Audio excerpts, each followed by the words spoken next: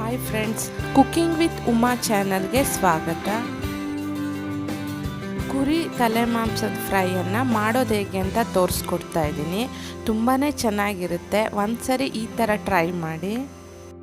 ನಾನಿಲ್ಲಿ ಅರ್ಧ kg ಆಗುವಷ್ಟು ಕುರಿ ತಲೆ ಮಾಂಸನ ತಗೊಂಡಿದ್ದೀನಿ. ಮ್ಯಾರಿನೇಟ್ಗೋಸ್ಕರ ಚೆನ್ನಾಗಿ ವಾಶ್ ಮಾಡಿ ಇಟ್ಕೊಂಡಿದ್ದೀನಿ. ಇದಕ್ಕೆ 1 ಟೀ ಸ್ಪೂನ್ ಆಗುವಷ್ಟು ಉಪ್ಪನ್ನು ಆ್ಯಡ್ ಮಾಡ್ತಾಯಿದ್ದೀನಿ. ಹಾಗೆ ಇದಕ್ಕೆ ಅರಿಶಿಣ ಪುಡಿಯನ್ನು ಹಾಕ್ತಾಯಿದ್ದೀನಿ. ಅರ್ಧ ಟೀ ಸ್ಪೂನ್ ಆಗುವಷ್ಟನ್ನು ಹಾಕ್ಕೊಳ್ತಾ ಇದ್ದೀನಿ. ಅರ್ಧ ಕಡೆ ಲಿಂಬುವನ್ನು ಈ ಥರ ಹಿಂಡ್ಕೊಳ್ತಾ ಇದ್ದೀನಿ. ಹಾಗೆ 1.5 ಟೀ ಸ್ಪೂನ್ ಆಗುವಷ್ಟು ಶುಂಠಿ ಬೆಳ್ಳುಳ್ಳಿ ಪೇಸ್ಟನ್ನು ಹಾಕ್ತಾಯಿದ್ದೀನಿ. ಹಾಗೆ 1 ಟೀ ಸ್ಪೂನ್ ಆಗುವಷ್ಟು ಧನಿಯಾ ಪುಡಿಯನ್ನು ಕೂಡ ಸೇರಿಸ್ತಾ ಇದ್ದೀನಿ. ಹಾಗೆ ಖಾರಕ್ಕೆ ಅಚ್ಚ ಖಾರದ ಪುಡಿ 1 ಟೀ ಸ್ಪೂನನ್ನು ಹಾಕ್ಕೊಳ್ತಾ ಇದ್ದೀನಿ. ನೀವು ಖಾರ ಜಾಸ್ತಿ ಬೇಕಾದರೆ ಹಾಕ್ಕೋಬೋದು. ಹಾಗೆ 1 ಟೀ ಸ್ಪೂನು ಮಟನ್ ಮಸಾಲ ಪೌಡ್ರನ್ನು ಹಾಕ್ತಾ ಇದ್ದೀನಿ. ಅರ್ಧ ಟೀ ಸ್ಪೂನು ಗರಂ ಮಸಾಲ ಪೌಡ್ರನ್ನು ಹಾಕ್ತಾ ಇದ್ದೀನಿ. ಹಾಗೆ ಇದಕ್ಕೆ 3 ರಿಂದ 4 ಟೀ ಸ್ಪೂನ್ವರೆಗೆ ಎಣ್ಣೆಯನ್ನು ಸೇರಿಸ್ತಾ ಇದ್ದೀನಿ.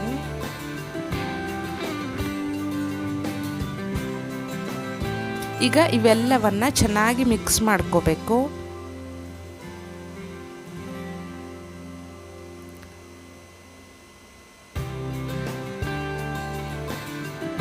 ಈಗ ಚೆನ್ನಾಗಿ ಮಿಕ್ಸ್ ಆಗಿದೆ.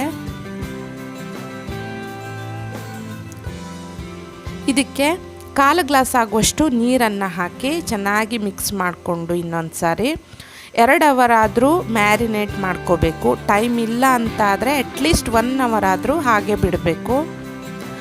ಈಗ ಒಂದು ದಪ್ಪ ತಳದ ಕಡಾಯಿಗೆ 3 ರಿಂದ 4 ಟೀ ಸ್ಪೂನ್ ಆಗುವಷ್ಟು ಎಣ್ಣೆಯನ್ನು ಹಾಕ್ತಾಯಿದ್ದೀನಿ. ಎಣ್ಣೆ ಸ್ವಲ್ಪ ಜಾಸ್ತಿ ಬೇಕಾಗುತ್ತೆ ಇದಕ್ಕೆ. ಹಾಗೆ 2 ಈರುಳ್ಳಿಯನ್ನು ಈ ಥರ ಸ್ಲೈಸ್ ಆಗಿ ಕಟ್ ಮಾಡಿ ಹಾಕ್ಕೊಳ್ತಾ ಇದ್ದೀನಿ. ಹಾಗೆ 2 ಗುಂಟೂರು ಚಿಲ್ಲಿಯನ್ನು ಹಾಕ್ತಾ ಇದ್ದೀನಿ. ಈಗ ಇದನ್ನು ಫ್ರೈ ಮಾಡ್ಕೋಬೇಕು. ಗೋಲ್ಡನ್ ಬ್ರೌನ್ ಆಗೋವರೆಗೂ ಈ ಥರ ಚೆನ್ನಾಗಿ ಫ್ರೈ ಮಾಡ್ಕೋಬೇಕು. ಇದು ಚೆನ್ನಾಗಿ ಫ್ರೈ ಆಗಿದೆ. ಇದಕ್ಕೆ ಮೊದಲೇ ಮ್ಯಾರಿನೇಟ್ ಮಾಡ್ಕೊಂಡಿರೋ ಕುರಿ ತಲೆ ಮಾಂಸವನ್ನು ಹಾಕ್ಕೊಳ್ತಾ ಇದ್ದೀನಿ.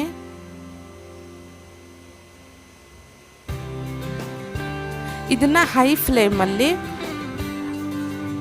5 to 10 ಮಿನಿಟ್ಸ್ವರೆಗೆ ಚೆನ್ನಾಗಿ ಫ್ರೈ ಮಾಡ್ಕೋಬೇಕಾಗುತ್ತೆ.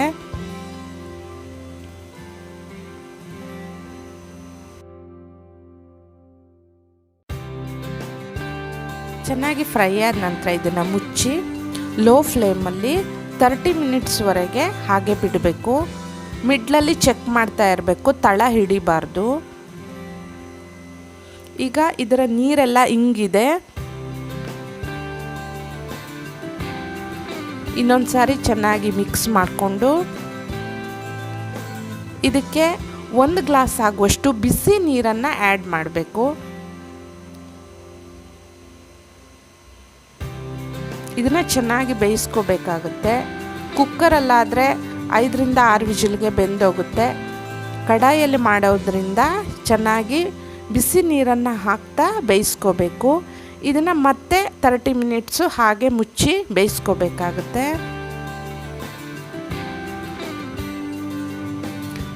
ಮಧ್ಯ ಮಧ್ಯ ಈ ಥರ ಚೆಕ್ ಮಾಡ್ತಾ ಇರಬೇಕು, ಚೆನ್ನಾಗಿ ಮಿಕ್ಸ್ ಮಾಡ್ತಾ ಇರಬೇಕು.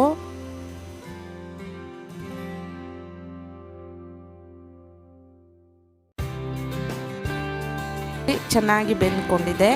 ಎಣ್ಣೆ ಎಲ್ಲ ರಿಲೀಸ್ ಆಗಿದೆ. ಒಂದ್ಸಾರಿ ಚೆಕ್ ಮಾಡ್ಕೊಳ್ಳಿ ಬೆಂದಿದೆಯೋ ಇಲ್ವೋ ಅಂತ. ಬೆಂದಿಲ್ಲ ಅಂತ ಆದರೆ ಇನ್ನೊಂದು ಸಾರಿ ಬಿಸಿನೀರನ್ನು ಹಾಕಿ ಚೆನ್ನಾಗಿ ಬೇಯಿಸ್ಕೋಬೇಕು.